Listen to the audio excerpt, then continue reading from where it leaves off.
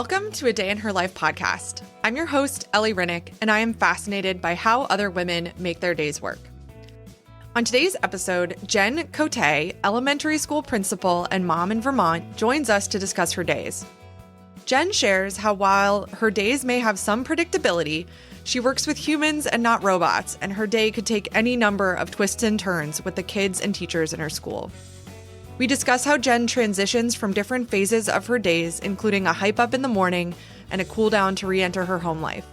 I loved hearing how Jenn transitioned into being an educator and eventually into leadership, and the lessons that she learned along the way.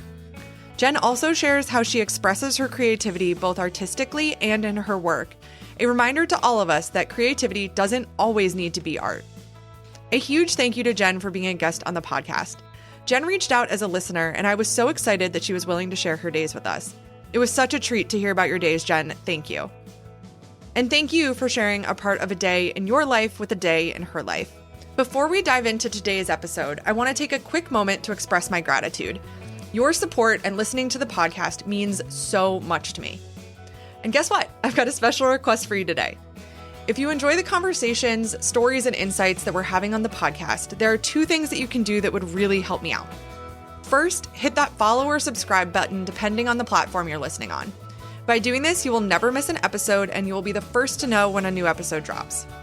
And secondly, I would absolutely love it if you could take a moment to leave a review. Your reviews not only make my day, but they also help other fantastic listeners like yourself discover a day in her life. So whether you're listening on Apple Podcasts, Spotify, or any other platform, if you wouldn't mind taking a moment right now to hit that follow button and leave a review, it would mean the world to me. Your feedback is invaluable, and I cannot wait to hear what you think.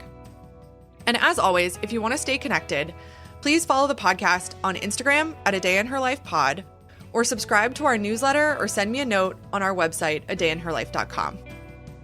Also, since we don't currently have any sponsors on A Day in Her Life, if you're listening and want to sponsor us, hit me up at adayinherlife.com.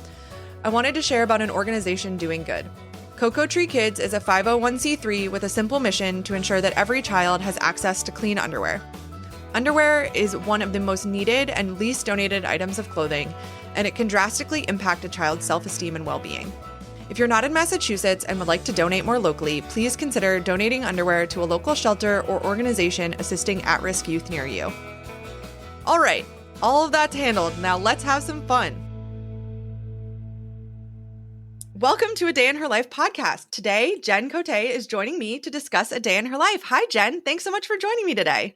Hi, Ellie. Thanks for having me on. Absolutely. We're so excited to have you. I'm excited too. Jenn, if you wouldn't mind, could you set the scene for us and fill us in on who you are, where you live, what your family looks like, and what you do? Sure. Well, my name is Jenn Cote, and I live in South Burlington, Vermont, with my husband, Tyler, and my 7-year-old daughter, Leontine.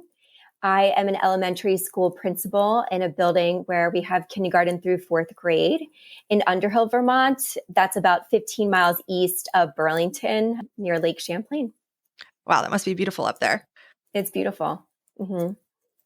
My school is actually like at the base of Mount Mansfield, and when it snows, it glows. It's gorgeous. Oh, wow. And I bet the leaves are probably just getting close to turning right now up there. Yeah, really close. Yes. I think that we hit our bright spot a couple weeks ago when the weather was super warm. Awesome.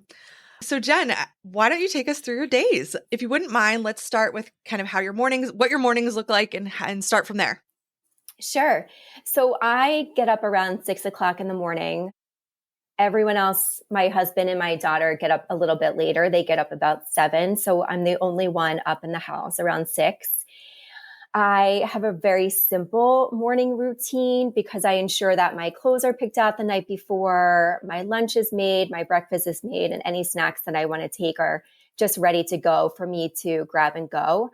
So it takes me about 25 minutes to get ready because I also take a shower at night. So when I get up in the morning, I grab my clothes and I head into the bathroom. I use the bathroom and then I start with my skincare routine, which consists of me washing my face with Cetaphil, which is just a very generic cleanser, but it seems to work for my skin. And then I put a couple layers of lotion on. I do my eyebrows a little bit, curl my eyelashes, put my clothes on.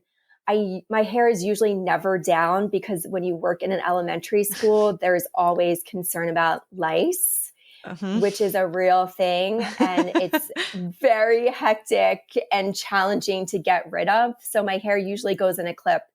And once that's all done, I grab the food that I want to eat, grab my bag, and I get into the car. So a pretty quick turnaround from the time I get up to the time I leave the house. That's always been my routine in the morning since I was younger. I've never had a true lengthy, luxurious morning, and it just seems to work for me. Do you leave before your husband and your daughter are up? I do. So I get up about 6 and I leave no later than 6:30. Wow. I don't see my husband or my daughter until I pick my daughter up from her after school program. And then my husband gets home about 5. Oh, wow. Which it hurts my heart, right? That I don't get to see them in the morning, but it's been part of our routine for a very long time. And it's just part of our rhythm of the day. Absolutely. So you leave the house at 6:30. What does your next portion of your morning look like? So I drive to work. It takes me about 35 minutes to drive to school. On the way to school, I think about my list of things to do. I think about my schedule. I listen to music or get caught up on NPR. It's just a time for me to chill before I enter sometimes the calm or sometimes the chaos of the day. Working in a school or any position you have in education, you always have a plan, but we work with humans, not robots. And so, we have to be super flexible because you never know what the day is going to bring. So I spend the morning commute just kind of getting ready and listening to music or podcasts or NPR. Usually, and this is kind of funny, I usually blare music super loud. So when I roll into school in the parking lot, teachers can hear it if they're in the parking lot too. And they're like, oh my gosh, I never knew we listened to music so loud. I'm like, it just gets me pumped up for the day. So what do your days look like once you get to school? So between 7 and 8 is pretty predictable. Between 7 and 7:30, I walk the hallways and say hello and connect with any teachers that are in the building. Our school day doesn't start until, our doors open at 7:30. So teachers technically don't need to be at school until 7:30, but many of them come early just so they can prepare for their day. So I'll say hello to anyone who's in the building. I'll check in with my administrative assistant to see if there's any students out or staff out that I need to be aware of so that I can create a plan for sub coverage. And then at 7:30, our doors open. I love to be outside greeting students and families when they arrive to school. It's actually one of the best parts of my day. And there's a lot of research out there that says how you welcome students into the day will set them up for success. And so I always want to welcome students and make sure I say hi to them and do just kind of individual check-ins with them. Families will often share things with me. So it could be anywhere from they had a really rough morning or, hey, I need to pick them up early. So it's just a nice way for me to be out there in the public eye and just connecting with everybody. And then around 8 o'clock, students are in their classrooms for morning meeting. I check in with my guidance counselor, who typically has a lot of information to share about students and families. And we create a plan for the day and how we're going to support everybody. That takes about 20 minutes, sometimes 30 minutes, depending on how many students we need to check in with. And then after that, I usually have 2 or 3 meetings scheduled. So with teachers, grade level teams, other administrators, talking about instruction, talking about systems, our next steps for our equity work. Around 11:15, I transition to lunch. I do lunch coverage between 11:15 and 12:40. And then after that, I always come into my office and I close the door and I take a couple minutes for myself before, 1 o'clock comes, and then 1 o'clock to 2:30. It's just, maybe doing some passion projects, some systems work, connecting with students in the classroom, At 2:20 is dismissal for our students. So families will come. And then I usually have meetings until 3:30, 4:00. I have a hard end time at 4 because I need to get my daughter from her after school program. So if I don't have a meeting after school, I tend to leave a little bit earlier. With that being said, that's kind of a typical day. Again, we work with humans and we work with little humans who are just learning how to navigate the social world and how to be a good peer and regulate their bodies. Although I might have a schedule in my planner, sometimes I don't get to any of those things because student needs come first. Mm-hmm. And, it's part of my responsibility to respond and care for them. And so, on any given day, I could not do any of the things on my list of things to do and not attend any of the meetings. And that's okay because we're here for students. That's awesome. And then 3:30 comes around, you drive to go get your daughter. I'm guessing it's a drive to go get your daughter and yes, post school. Yeah. So in the morning, because there are hardly any cars on the road, it's about 35 minutes. In the afternoon, it's about 45 minutes to commute. So I take that time just to kind of center myself because I really want to be present for my daughter and my family when we are together. And I usually do this this 5, 4, 3, 2, 1 kind of coping technique just to settle myself in. It's 5 things that you can see, 4 things you can touch. How's it go? See, touch. I can't remember the third one is. I'm blanking right now, but 2 things that you can smell, 1 thing you can taste. Here, 3 must be here then, right? Yes. Yeah. Here, 3 things I can hear. Thank you so much. And I work with a hypnotherapist, and wow. It was just a simple technique that she taught me to transition from the busy, chaotic workday to being fully present, to welcome my daughter, when I see her, and just be present for my family from between the hours of 4:30 and 7:30, because that's the time that we have all together. That's awesome. I've heard that one before, but it's so cool to use it as the transition in your day. And I feel, although I don't like to drive and, not spending so much time in the car is hard for me. I do feel I'm fortunate to have that 45 minutes so that I can transition myself. Mm-hmm. Because working in a school, it gets busy and it's controlled chaos, right? Everyone is typically safe, and it's just messy and disorganized at times. And so taking that 45 minutes for myself I find it to be really valuable for me to be more present. Absolutely. I've been talking a lot with guests about this recently. It's come up a bunch, and thinking about pre-pandemic, how I used to commute and have that transition kind of naturally, but now working from home, it's a very different. So maintaining and kind of having that time already built into your day is benefit and a curse in different directions. Absolutely. Yeah, it just works. It's a benefit. My husband works about a minute from home, and I often think to myself, I don't say this out loud, gosh, you really could have used a couple more minutes in the car. But I would never say that to him. So you pick up your daughter around 4:30. What are your evenings? Yes. What does your together time look like? Yep. I pick up my daughter about 4:30, and we live about 2 minutes from our house. Her school is about 2 minutes from our house. So we arrive pretty quickly home, and usually we take a couple minutes just to unpack our things, put things in our dishes in the sink. And then we spend a couple minutes just connecting. So sharing about our days. She loves to read, and I love to read to her. So often we will read a few chapters of the book that we're reading at that moment in time. My husband arrives home a little after 5, and we have kind of split up our kind of nightly tasks where one person will start dinner and the other person will give Leontine a bath. That just works for us.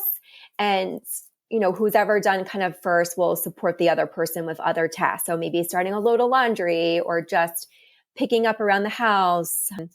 If the bed wasn't made that day, making the bed. So those small tasks, that kind of household tasks that add up. It's really important for us to eat together as a family every night. So we tend to sit down about 5:45, 6 o'clock. I would love to say that we have a culinary experience every night, but that is completely not true for two reasons.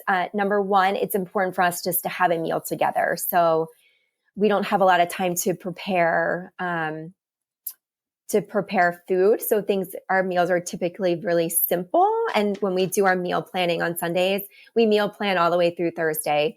And usually it's like, breakfast night for dinner, pasta night for dinner, some kind of like protein of rice one night with veggies.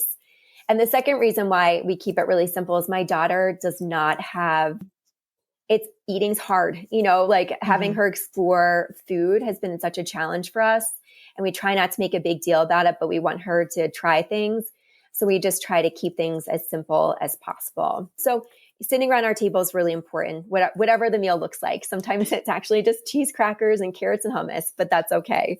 And it's a time for us just to check in and be together. After that, we all clean up together. Everybody has a role, and we try and do it together so that we have enough time just to relax and enjoy each other's company. That could look like watching a show, or it could look like playing a game.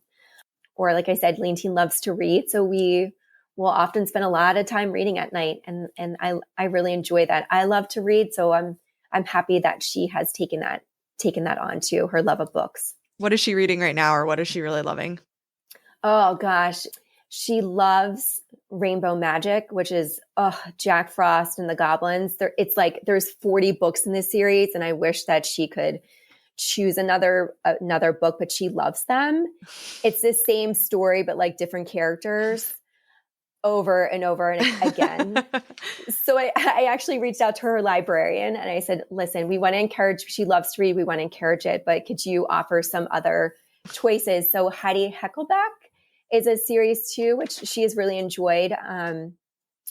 And we are frequent goers to our local library. We actually just had a new library built, and it's beautiful. And so we love to spend time there. So I try to explore other books. So Judy B. Jones is another one that we just got this series. So I'm hoping that when we're done with this current Rainbow Magic book, that we can move on to the first book of that series. I remember reading those as a kid. Oh my gosh. Reading the books that I loved as a kid with my son, even just the picture books now is so rewarding. I can't wait till we can read the like bigger books that I remember reading as a kid too.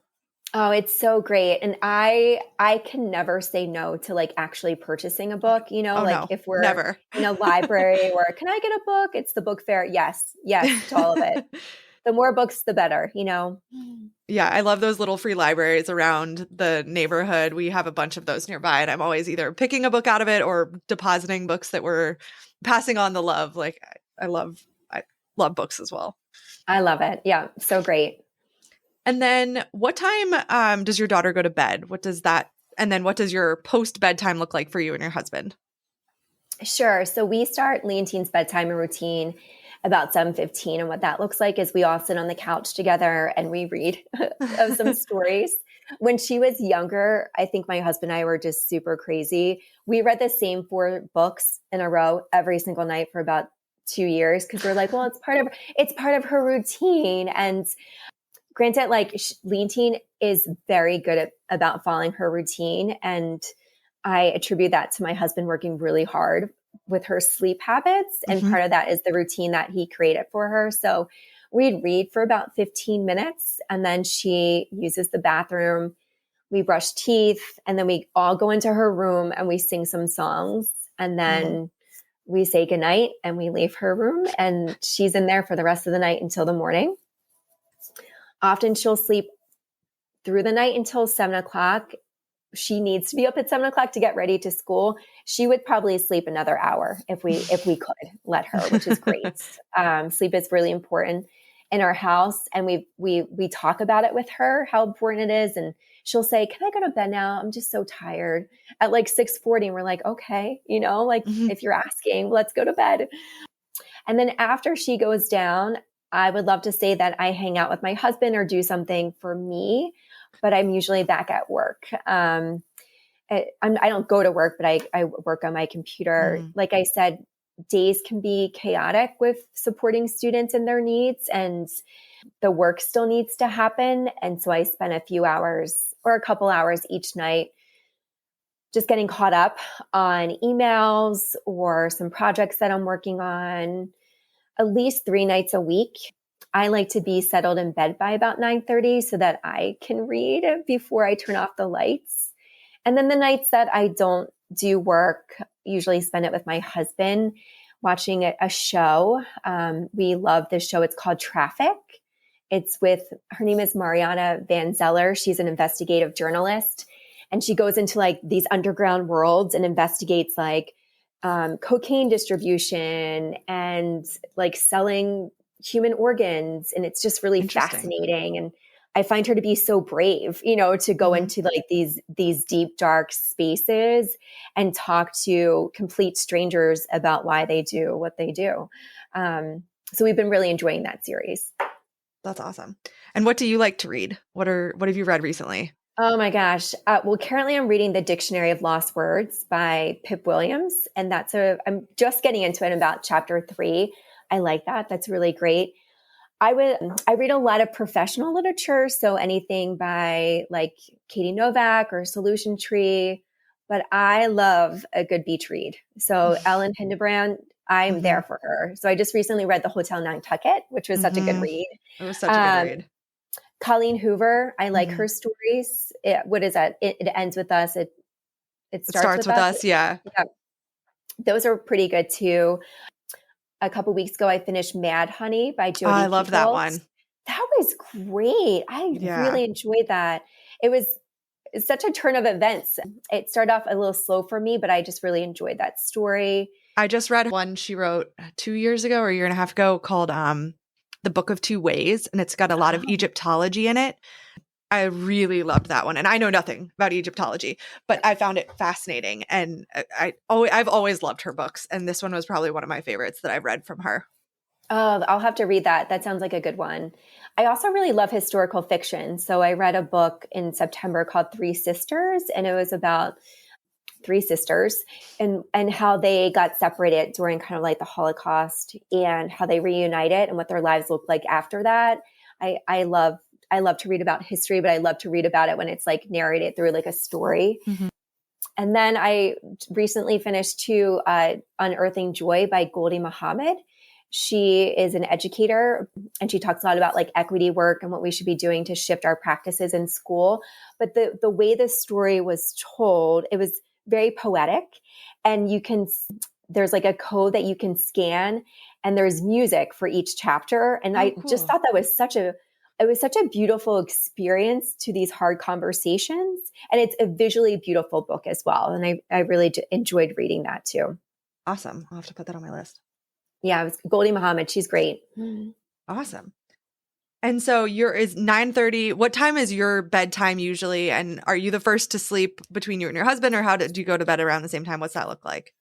I'm definitely the first one who goes to sleep. So I will usually do work in our bedroom and my husband's in our living room, and I'll turn on some kind of like nonsense TV, like The Real Housewives or something like that.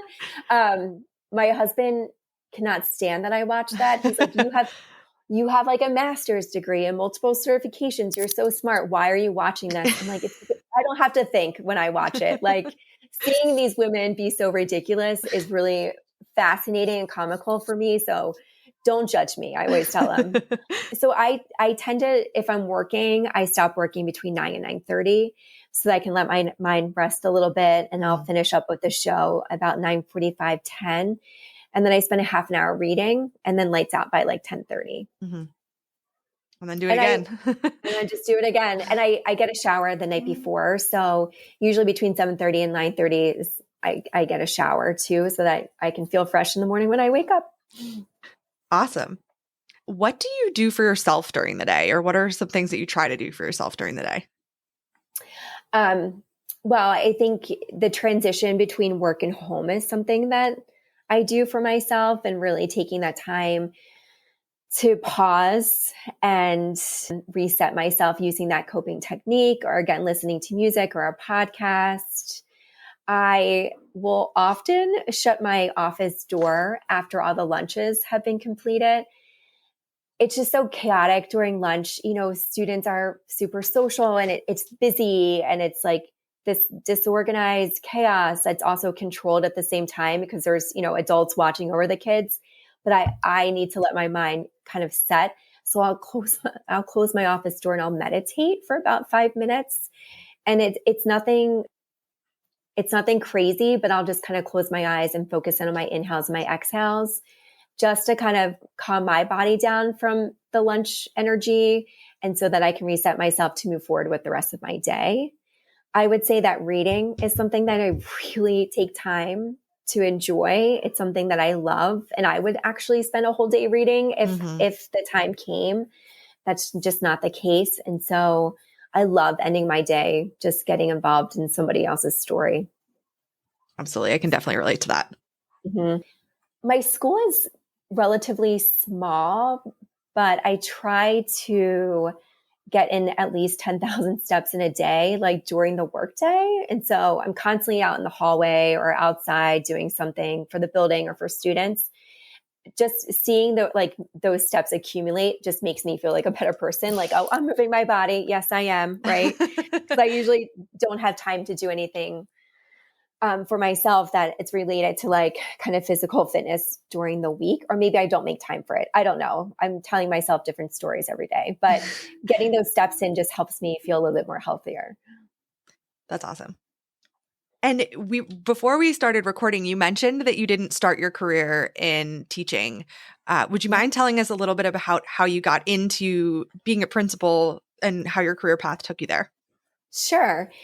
So when I graduated high school, I went right to college, and I graduated from, it used to be called Philadelphia College of Textiles and Science, but I think it's changed its name several times. It might be called Thomas Jefferson University now in Philadelphia. And I graduated with a degree in fashion merchandising.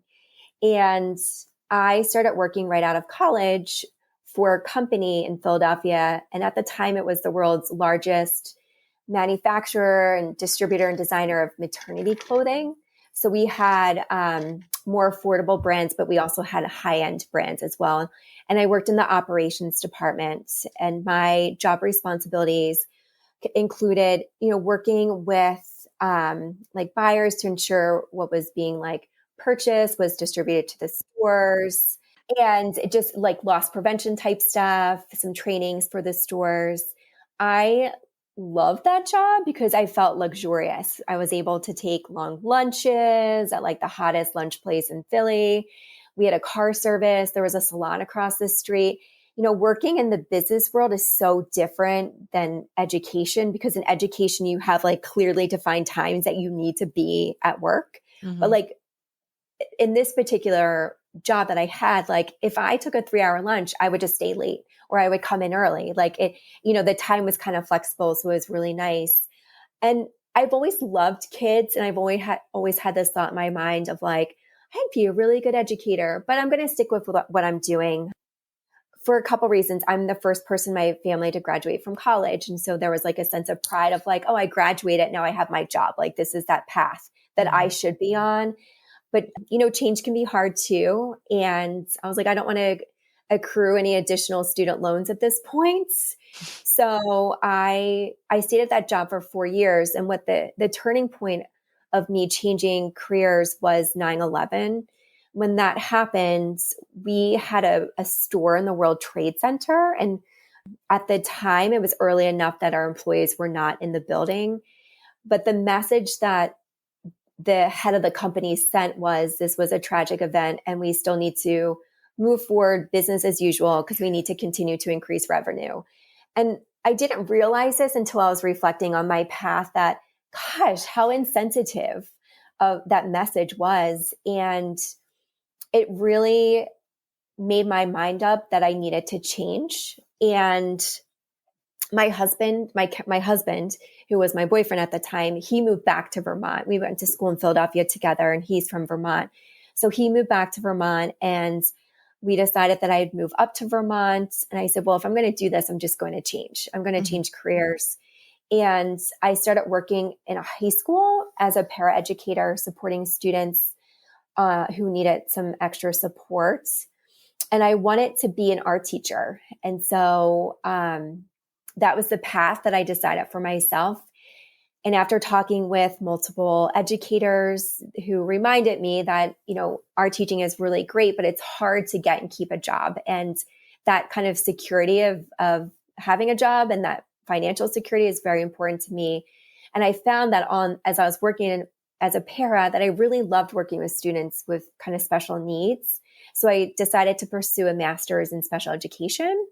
I did that in a few years and accepted a job as a special educator at a middle school where I spent 10 years before moving into leadership.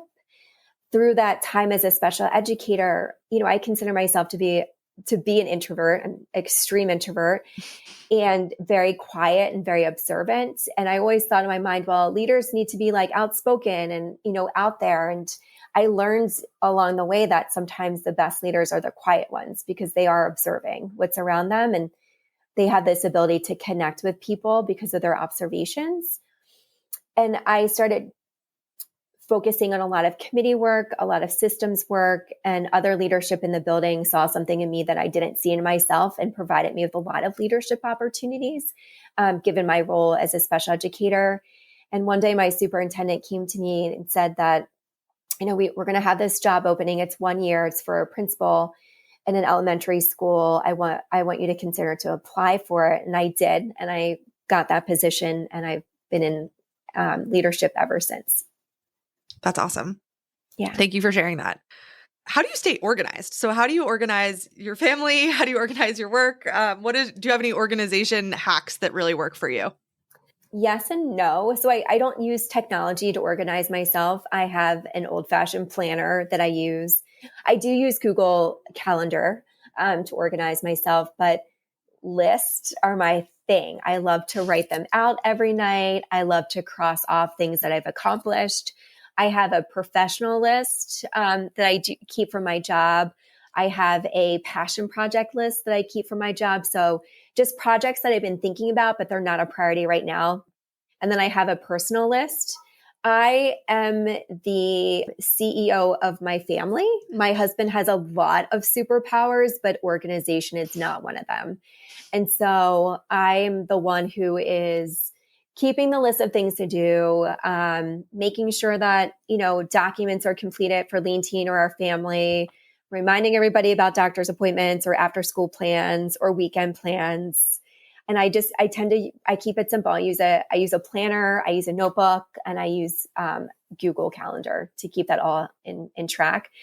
I started to have a family Google Calendar, but my husband's like, that's ridiculous. I'm not using it. So I just don't keep it up anymore.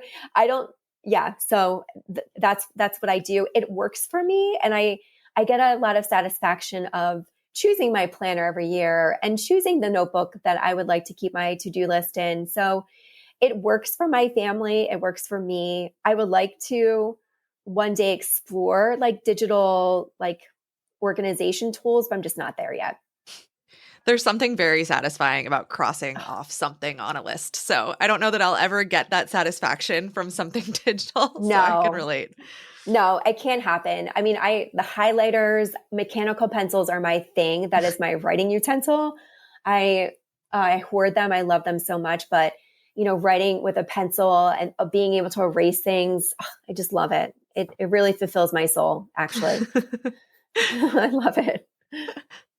Jenn, how do you make time for creativity in your day?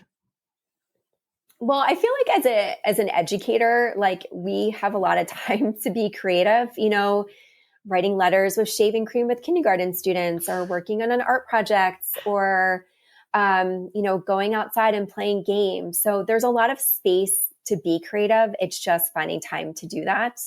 I also, a big part of my job is problem solving. So whether I'm problem solving kind of like a peer disagreement with students or problem solving some instructional practice with my teachers or problem solving with a parent who is providing some constructive feedback to me about how we're doing things the way they don't want us to do them.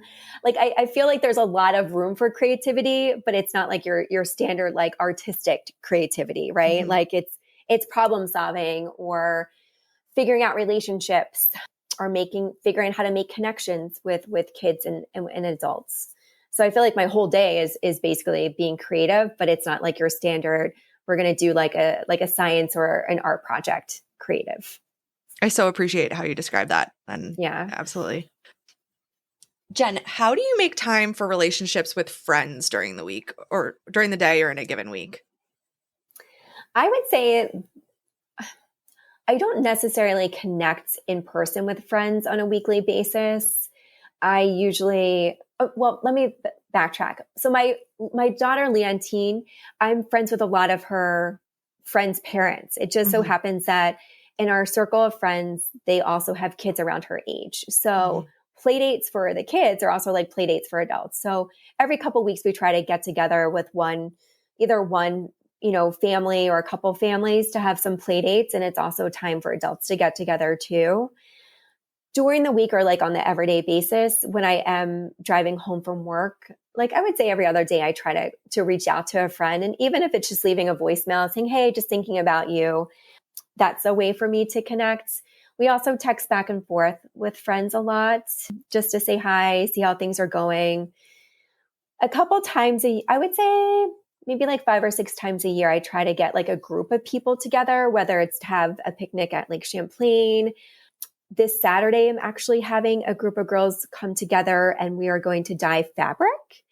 So doing something creative and fulfilling, that's always fun.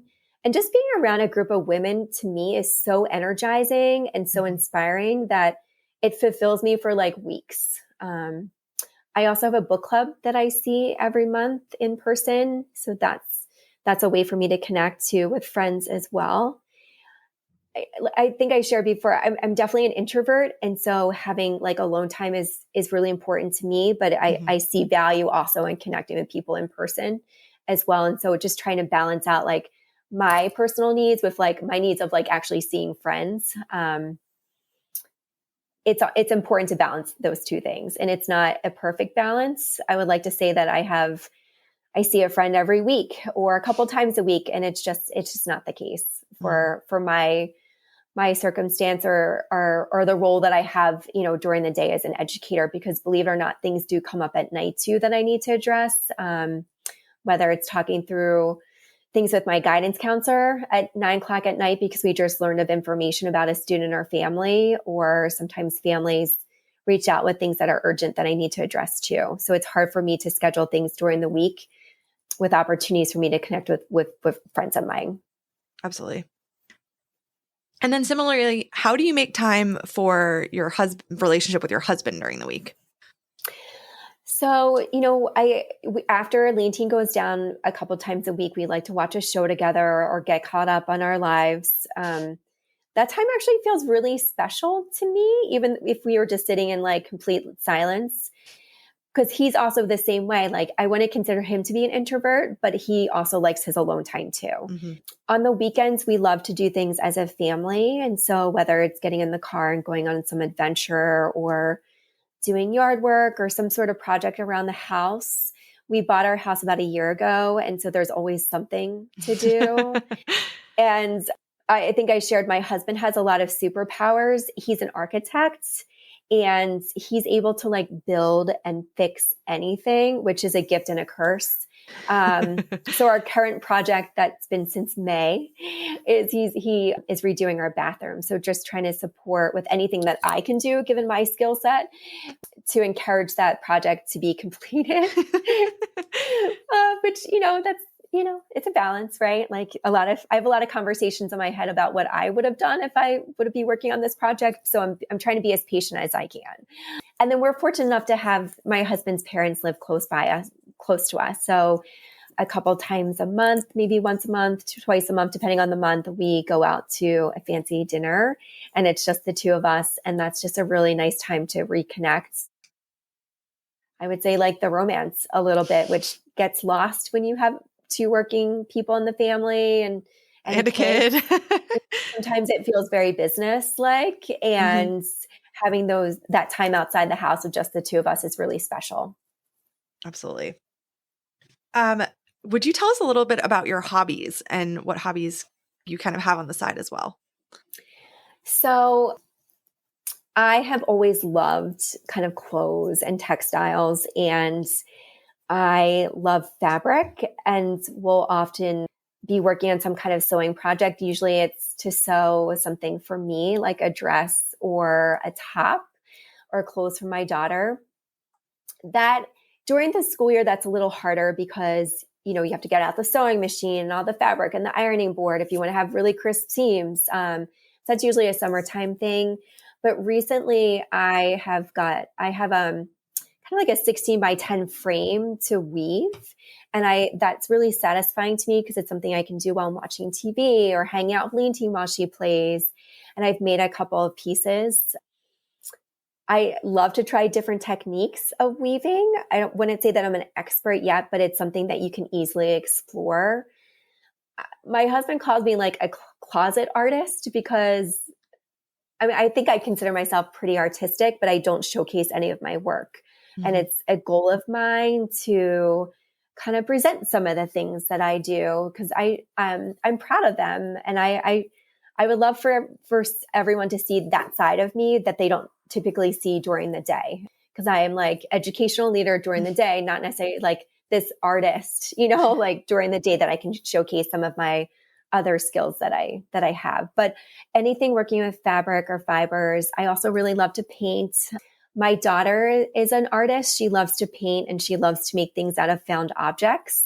So it's always fun to work on some projects with her. And then my husband, who's an architect, he's an artist too. And so he always has these really crazy ideas that we buy into and, support him with his vision as well. So I would say my hobbies really kind of are centered around anything like art, specifically around like fabric and fibers and some painting. Awesome. Yeah. And then Jenn, what is a ball that you let drop or something that you're consciously deprioritizing in your days right now? I think physical activity for me, that's something other than like walking. I'm a trained yoga instructor, and I used to go to yoga a lot during the week. And then I had my daughter, and I feel like because I am a working mom, that my priority is her. And so when she is around me, like I want to be present for her. I don't want to be going to that 5 o'clock yoga class. That might sound crazy, but that's just kind of how I've sugared things out. So I think dropping the ball is going to some of those classes that I know would fulfill me and be really good for me, like a yoga class or a dance class. It's one of my goals this year during the school year to say, like, every Wednesday, I'm going to that hot yoga class and Leontine will be okay. And I know that intellectually, it's just that like my emotional heart of, gosh, well, I have a child. I should be around them because I don't see them until 4:30 at night. So, being like a working gal and a mom and like a woman, those things are just really hard. And that balance is never perfect, but it's also squeezing things in that are important to you so that you can model so that you can model for your children that, it's okay. Your parents should have passions of their own. And sometimes that means that you need to leave them for a little bit. I say this so easily, but it's so hard to do. And so I would say the biggest ball I drop is taking care of me and my physical like body needs in lieu of spending time with her. It is such a challenge and a trade-off. It's such a challenge and such a trade-off. Yes. Mm-hmm. And then Jenn, where can people learn about you or follow along or learn more about your story? Well, I have an Instagram, Jenn Cote 616. I'm not very good at posting. I'm very good at scrolling, but you can find me there. And then if you're curious about my school, it's Underhill _ Central. And so you can get a taste of what an elementary school looks like in Vermont. Awesome. And then Jenn, what is your favorite part of your day? Oh gosh, hands down, seeing Leontine at the end of the day is my favorite part. I love when she comes out the doors of the school and she is just smiling and she comes up to my window and bangs on it and she screams, "Mama, mama, mama." It fills my soul. And I hope that she's always excited to see me. And I love that time that we have just the two of us before we start kind of like our nighttime routine of bath and dinner and bedtime and all that good stuff. It's not a long amount of time, but it's special time for me. And I think special time for her too, since she doesn't see me until like later in the afternoon. Absolutely. That must be so special for you both. Oh gosh, it's so great. Awesome. Well, Jenn, thank you so much for being a guest on the podcast today. It has been so great to connect and to meet you. And thank you for being a guest. Oh, thanks for having me, Ellie. I really appreciate it. It was nice meeting with you too. Absolutely.